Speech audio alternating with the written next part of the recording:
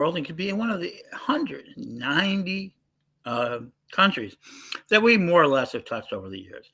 I'm Ed the Pagan, uh, and we're going to get started today really simply. Feel free to ask me. And today I'm going to talk about dandelions, rabbits, and paganism. And one of the big things I'm absolutely talking about is that the community has a lot of ideas of totems, spirit animals, totems, recognition of spirits that are in the world. Much like, I'm a Castaneda fan, and he talks about allies. He talks about energetic things, and was mostly psychedelics. And no question about it. I'd love to have a conversation about that. But he talks about animal and plant allies. And for me, dandelions are my plant ally. I spent a lot of time studying them, and they have a unique property, and one that I relate directly to paganism, in that a single seed of a dandelion can start a plant that can put down roots that are very deep. And they put them down so deep, up to 3 feet, 4 feet in the right soil, or even more, or out in shallow things. Dandelions are survivors, and they're hunted. I mean, much like we see in other systems, people who want uniformity, conformity, authoritarian positions, such as over the lawn. You want a perfect lawn. They go after dandelions. And it is the same for them as, growing green grass. This sort of different plant that leaches soil, needs a lot of fertilizer, needs a lot of chemicals. And they spend a lot of time removing dandelions. They do. They just do it. They dig them up. And I spent a good long season back when I was in Hoopson, Illinois, with a young man who was studying science. And we were studying the idea of dandelions. We got out there right as the snow was covering the earth and was doing a lot of damage. And then what we did is we studied dandelions, how they started being one of the first plants up, and that bees eat them, and that all that, and that they would spread. So we started watching the spread of them, how they grew and everything else. And here's what makes dandelions so powerful. They're a highly useful plant. And in the old days, people used to eat them and make tea with them and make medicines with them. But somewhere along the way, after World War II, we began to building these lawns. And these lawns wanted to be conformed. It was about being a unified structure, beautiful lots, but no dandelions.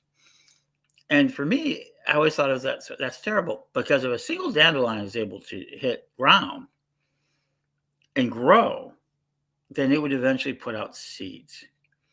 And what do we do with those seeds?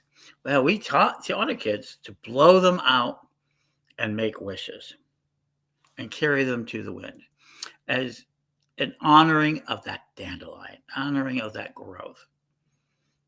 I think that's really cool. But then what happens is those seeds spread out.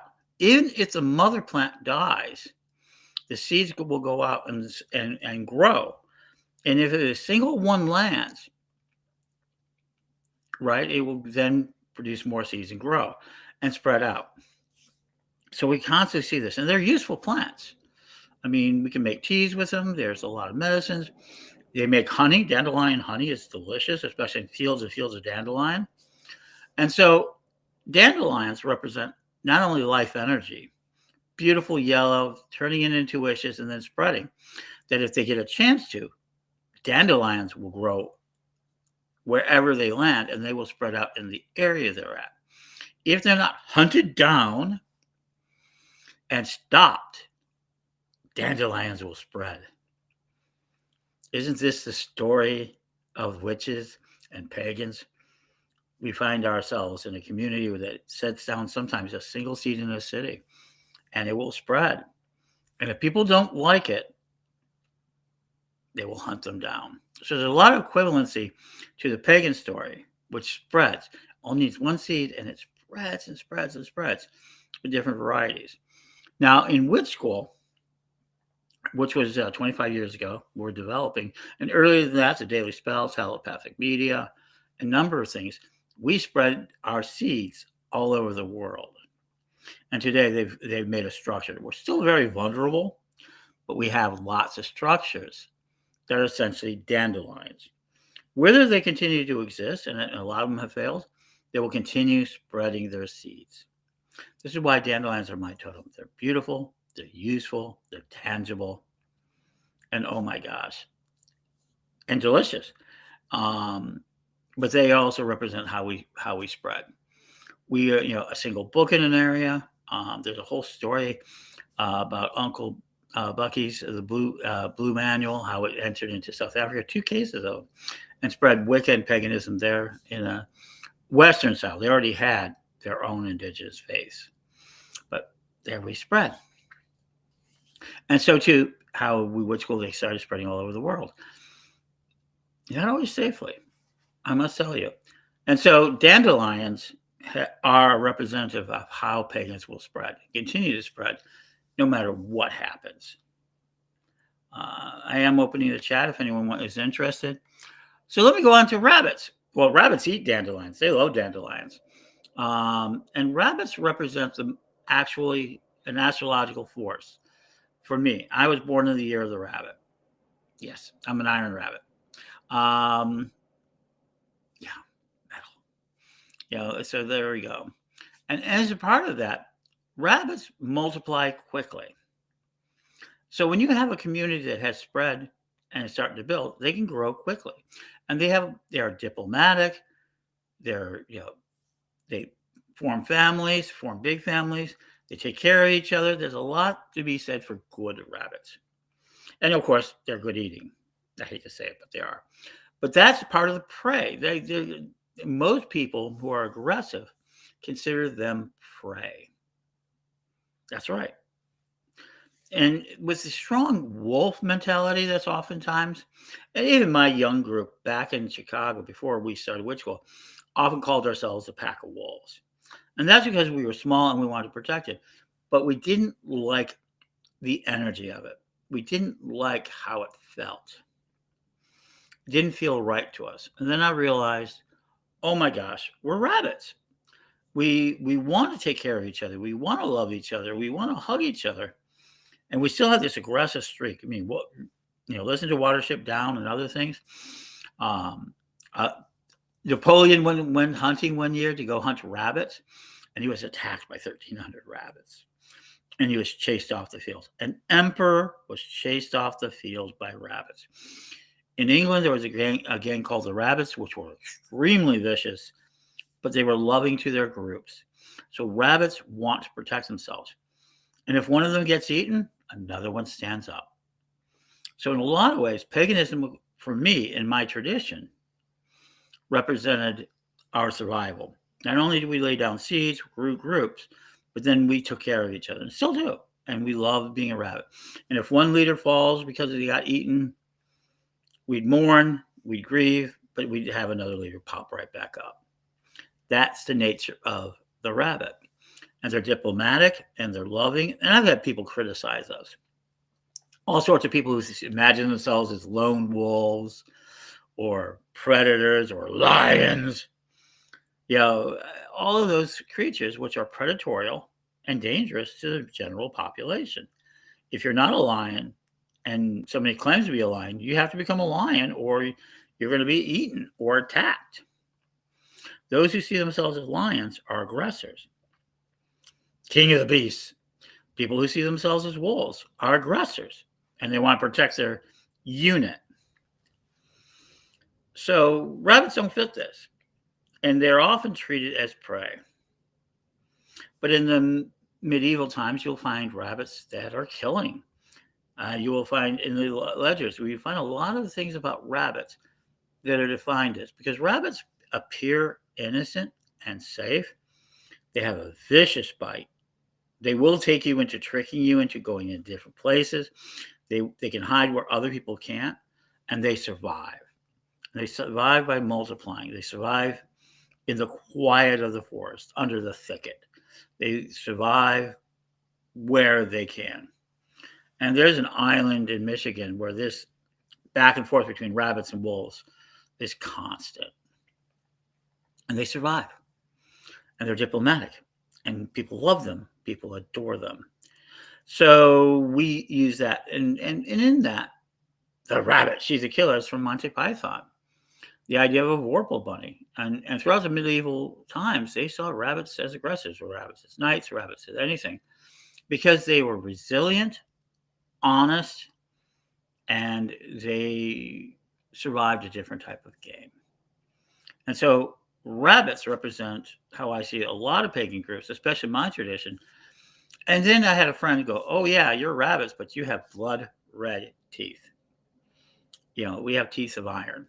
And what that means is that we like to be left alone. We like to do our own thing. We kind of act as individuals, and we act collectively, but we don't care. We will bite. We will protect our own. We will do everything we can, even if the odds are against us. That's right. Because we're strong people who believe in a loving, adorable community. Now, individuals can choose other totems, but for me, rabbit was the totem and still is today. And between the dandelions, which spread all over the world, we have tradition, and my tradition has people all over the world who are adding to the collective whole. We're also rabbits in that we care for each other, and we try to protect each group, each temple, like it's a warren, and that it can spread. Have we lost groups? Sure. We've lost groups for a lot of reasons.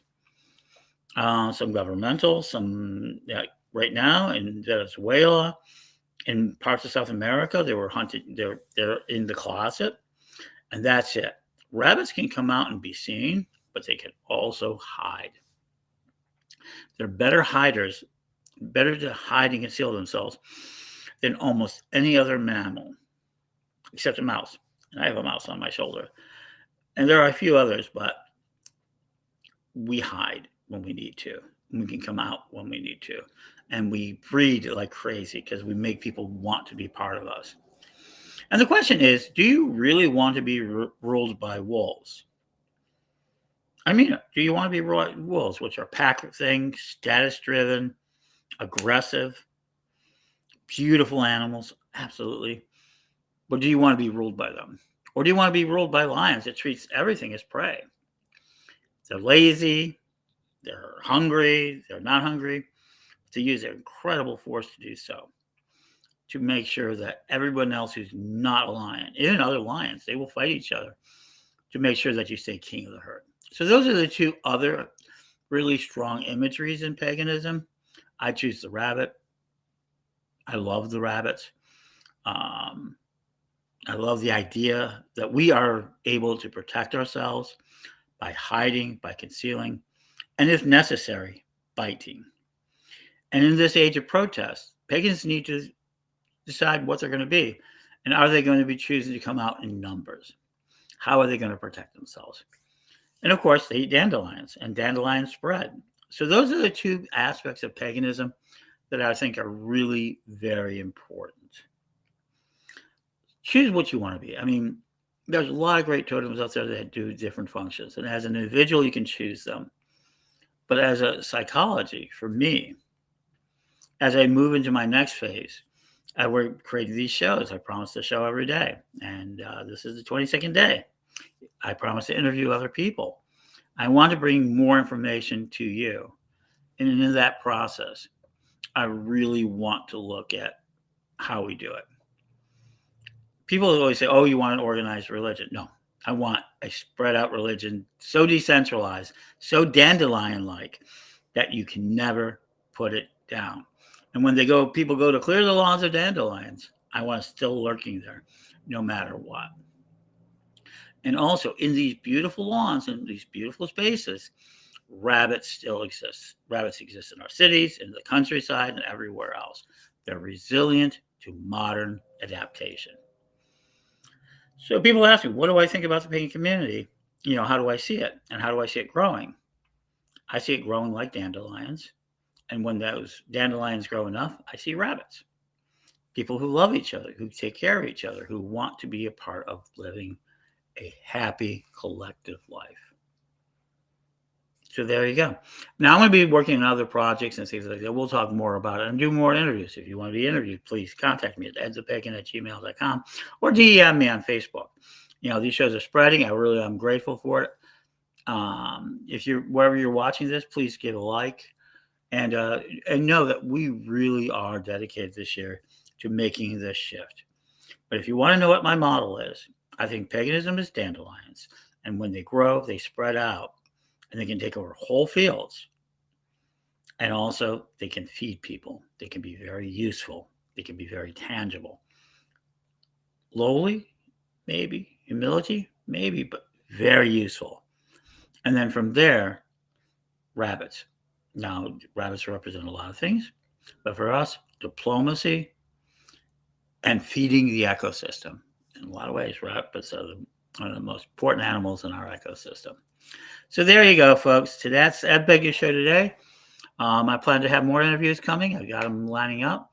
Some major interviews, and I don't want just, as you notice, I'm not brought into the big name leaders. I could, but I want you to know a lot more people.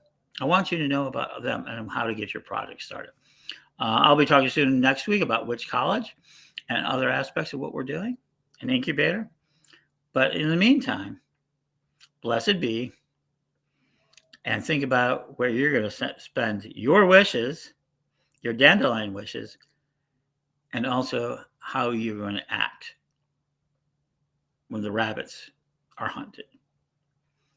When that is said and done, we will be here for a very, very long time. Thank you, and blessed be.